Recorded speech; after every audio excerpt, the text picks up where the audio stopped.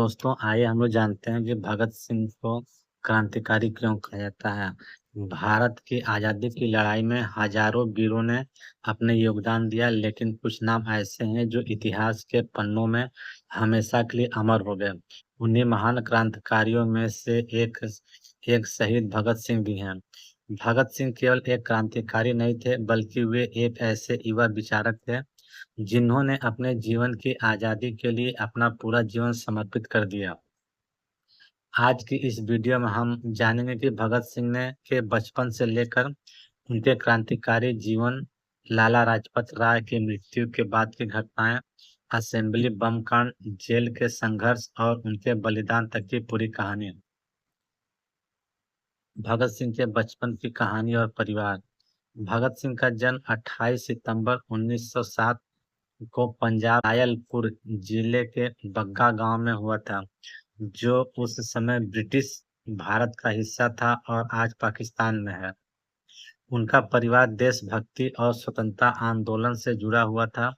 उनके पिता सरदार किशन सिंह और चाचा अजीत सिंह अंग्रेजी शासन के विरोधी थे। बचपन से ही भगत सिंह के मन में देश की गुलामी को लेकर सवाल उठने लगे थे। कहा जाता है कि जलियांवाला बाग हत्याकांड का उनके जीवन पर गहरा प्रभाव पड़ा।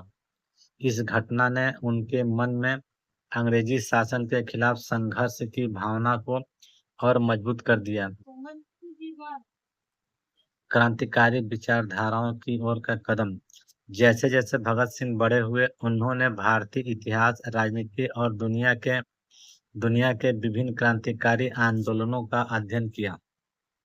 उन्होंने महसूस किया कि भारत को केवल राजनीतिक बदलाव नहीं, बल्कि एक ऐसे समाज की जरूरत है जिसमें शोषण और अन्याय के लिए जगह न हो। उन्होंने युवाओं को संगठित करने के लिए नौजवान भारत सभा जैसे संगठनों के माध्यम से काम किया और बाद में हिंदुस्तान सोशलिस्ट रिपब्लिकन एसोसिएशन से जुड़ गए। 1928 में साइमन कमीशन के विरोध में पूरे भारत में प्रदर्शन।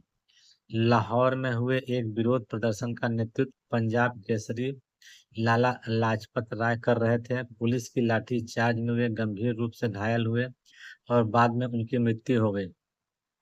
भगत सिंह और उनके साथियों ने इसे बहुत गंभीरता से लिया। उन्होंने पुलिस अधिकारी जेम्स ए स्कॉट को निशाना बनाने की योजना बनाई, लेकिन पहचान की गलती के कारण पुलिस अधिकारी जॉन सैंडर्स की हत्या हो गई।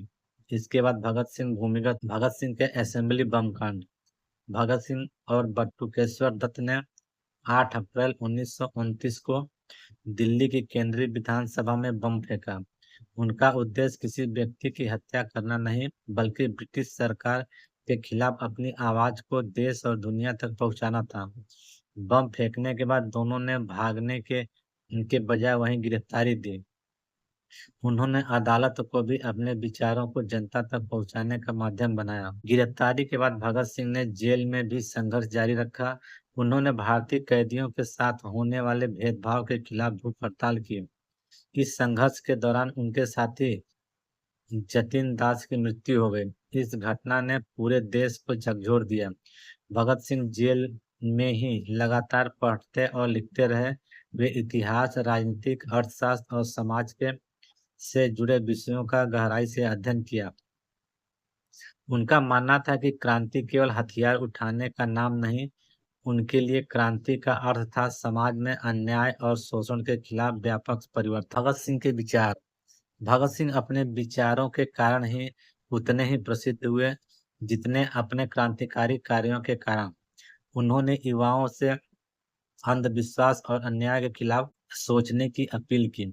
उनका प्रसिद्ध विचार था कि क्रांति की तलवार विचारों की शान पर तेज होती है। उनकी लेखनी में देशभक्ति के साथ साथ सामाजिक समानता और मानवता की भावना भी दिखाई देती है। अंतिम समय। लाहौर षड्यंत्र केस में भगत सिंह, राजगुरु और सुखदेव को फांसी की सजा सुनाई गई। 23 मार्च 1931 को भगत सिंह, शिवराम राजगुरु और सुखदेव थापर को फांसी दे दी गई। उस समय भगत सिंह की उम्र केवल 23 वर्ष थी। इतनी कम उम्र में उन्होंने अपने जीवन का सबसे बड़ा त्याग देश के नाम कर दिया। भगत सिंह का जीवन हमें सिखाता है कि देश के लिए काम करने के लिए उम्र बड़ी नहीं, बल्कि विचार और साहस बड़ा होना चाहिए। उन्होंने अपना जीवन देश की आज़ादी और बेहतर समाज के सपनों के लिए समर्पित कर दिया।